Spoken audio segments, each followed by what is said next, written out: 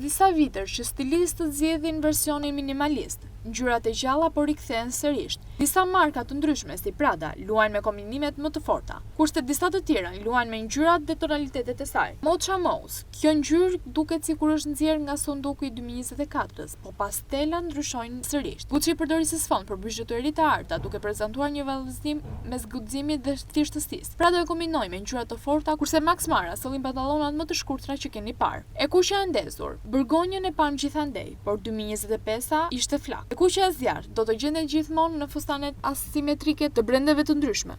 Smerald, ngjyra e 2025-s, ku shumë brende të ndryshme e patën si imazh. Kalimi nga ulliri smeraldin përngjan me atë të burgonjës dhe së kuqes, por kjo nuk e heq veçantinë e saj. Rose Puder, nuancat e lehta dhe të pastra të rozës ishin protagoniste për koleksionin e 2025. Kjo ngjyrë mund të jetë një nga veshjet e plota apo të kombinohet me tonat më të errta e deri neutrale, por mbetet një kalim i lehtë dhe i sigurt drejt minimalistit. Vanderin, zakonisht kjo është një ngjyrë që shihet në periudhën e verës, por stilistët kanë pasur qasje të ndryshme. Brende të ndryshme prezantuan veshjet e larta, lozonjare që të kujtojnë perëndimet e diellit dhe lindjen e tij.